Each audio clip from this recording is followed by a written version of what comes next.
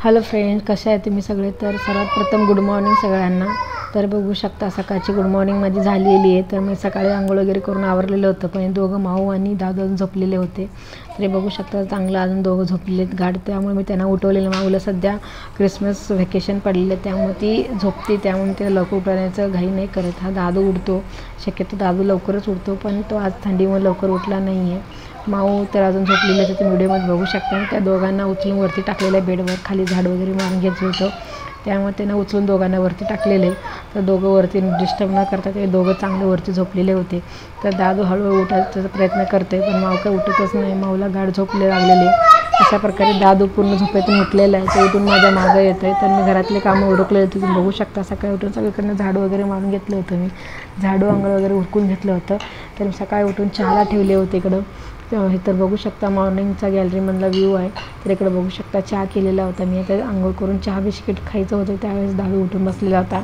त्याला पण ते पाहिजे होतं, पण त्याची आंघोळ झाली नव्हती, तरी पण तो हट्ट करत होता. तर मी त्याला दिलं होतं, पण त्याने बिस्किट न खाता चहाच पिला होता. नुसतं चहा पित होता. तर त्याच्यानंतर दोघांना आंघोळ घातलं, माऊने आणि दादूला. आंघोळ घालून थोडंसं भात राहिला होता रात्रीचा, त्यांना फोडणीचा भात करून दिला. तर तो बघा रुसून बसले, मला नाही खायचं आहे म्हणून. तर तो बघा असं नको नको म्हणतो, तरी पण मी त्याला प्लेटमध्ये थोडंसं घालून दिले, खा म्हणून, छान लागते म्हणून. पण तो नाही म्हणत होता. तो म्हणत होता त्यासमोर जे काही हातात धरलेले त्यामध्ये पाणी भरून दे म्हणत होता, पण मी देत नव्हते. तो खाली पाणी सांडेल म्हणून. ते पिचकारी आहेत रंगपंचमीमध्ये खेळण्यासाठी जे आणतात ना, तर मोठी ती पिचकारी आहे, त्याच्यामध्ये पाणी भरून दे म्हणत होता, पण मी देत नव्हते घरभर सांडेल म्हणून. तर ते नाश्ता वगैरे उरकल्यानंतर तर मी इकडं तुम्ही बघू शकता साय साचलेलं होतं. एक 15 दिवसाचं साय होतं. तर साईचं मी आता तूप करायला घेतलं होतं, फ्रीजमध्ये ठेवलेलं होतं साय.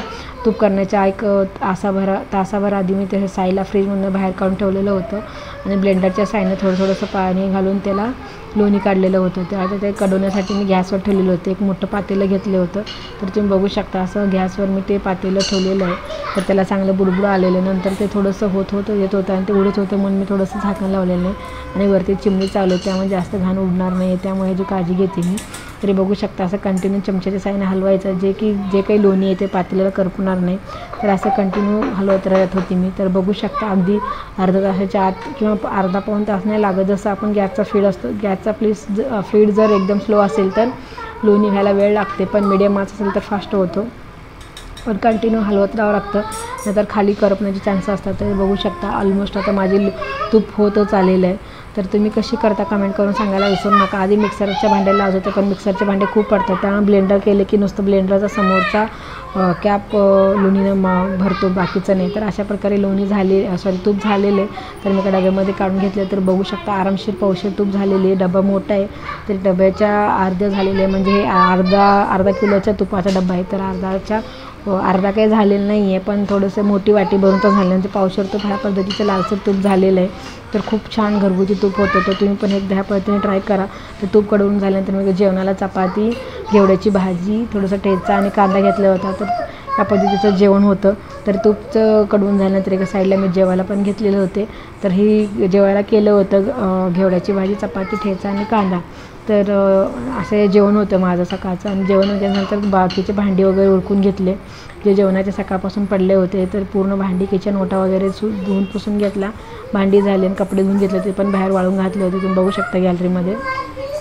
सकाळपासून थोडंसं आभाळी वातावरण होतं, त्यामुळे कपडे सुकतात का नाही गॅरंटी होती, त्यामुळे लवकर टाकलं होतं. आता ही माऊ बघा रेडी होऊन, आता ही जो एक्झाम सुरू होणार आहेत. आता सध्या क्रिसमस वेकेशन तर आहेत, पण त्यांना सुट्ट्या एक्झामसाठी पण दिलेल्या आहेत. त्यांचं एक्झाम आता सेकंड युनिट टेस्ट सुरू होणार, त्यामुळे त्यांनी दोघांचं मी स्टडी घेत होते. दादूचं काही अभ्यास नसतं, त्याला 1 2 3 4 लिहिण्यासाठी म्हणून घेतलं होतं. तो काहीतरी लिहित होता, पण माऊ इकडं टेस्टची तयारी करत होती. तर तिथे टोटल 4 सब्जेक्ट आहेत. ती फर्स्ट स्टँडर्डला आहे, तिला 4 सब्जेक्ट होते. मराठी, मॅथ्स, EVS आणि इंग्लिश असे 4 सब्जेक्ट असतात तिला. तर ते 4चे मी तिचे रिव्हिजन घेत होते. त्यांनी पोर्शन सेंड केले होते, त्या पोर्शनप्रमाणे त्यांचं रिव्हिजन मी घेत होते. तर ती करून दाखवत होती मला. आणि इकडं दादूचं पण एंटरटेनमेंट चालू होतं. तर दादू पण ती अभ्यास करताना तो पण अभ्यास करतो, तो पण एन्जॉय करतो. तर तो पण बघू शकता तुम्ही काय काय करतो आहे. तर माऊ तर करतच होती. माऊचे जे काही पोर्शन आहे ती परफेक्ट करते, तिला काय सांगायची गरज नाही, पण तिला रिव्हिजनची गरज असते, कारण ती जास्त अभ्यास अलीकडं करत नाही, नुसतं TV बघण्यामध्येच वेळ घालवती. पण अशा प्रकारे जेव्हा तिचं घेते ती कंप्लीट करून देते मला. तर तिचं रिव्हिजन चालू होतं. तर तुम्ही बघू शकता.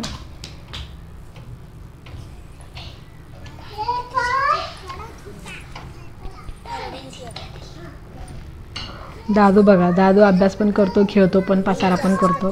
तर तुम्हाला दाखवते त्याने काय पसारा केलं, ते पुढे व्हिडिओमध्ये बघतच राहा, तुम्हाला समजेल. तर ही अभ्यास तर करतेच, पण हा इकडं पसारा, गाडी, सोप्यावर पण खेळणी वगैरे टाकलेले आहेत त्यांनी. घरभर इकडं तिकडं पसारा टाकतो आणि एका ठिकाणी शांत नाही बसत, तो सगळीकडे फिरत असतो. हे बघा, माऊचे सगळं बुक त्यांनी आणून खाली टाकलेले आहेत. स्कूलचे सगळे बुक, तिचे कॅलेंडर वगैरे एका ठिकाणी पसारा केलेलं आहे. आणि तिकडं पण थोडंसं टी कॉर्नरजवळ पण त्यांनी टाकलेलं आहे, हे तुम्ही बघू शकता. हे बघा, इकडं पण तिकडं सगळीकडे थोडं टाकलेलं आहे आणि मध्ये गाडीच खेळतो. आता बघा, गाडी पण घेऊन बसलेली आहे. आता अभ्यास करून गाडी करणार तो. आता त्याला मूड आलं की तो लिहितो, मूड नसेल तर गाडी खेळतो. हे बघा, त्याची गाडी रिमोटची गाडी आहे. आणून 4 दिवस नाही झाले, त्यांनी त्याची पूर्ण खराब करून टाकली. त्याची आवाज आहे ना, गाडीचा आवाज खूप कमी झालेला आहे. हे बघू शकता, लाईट लागते आणि पुढे जाते गाडी. खूप छान गाडी आहे, पण हा दादू सारखं कंटिन्यू चालू ठेवून त्याचं सेल खराब करून टाकतो. हे बघा, आणि आणल्याशिवाय तो दम पण नाही काढत. त्याला तोंडाला आलं की त्याला आणून द्यावंच लागतं, नाही दिलं तर मग रुसतो तो. हे बघा, कसं कंटिन्यू त्याला चालूच ठेवतो, त्यामुळे सेल खराब होतात. अशा प्रकारे दोघांनी दुपारी चांगला अभ्यास केला. हे मावशी तर अजून चालूच आहे. दादूने पण त्याच्यासोबत मस्त एन्जॉय केला.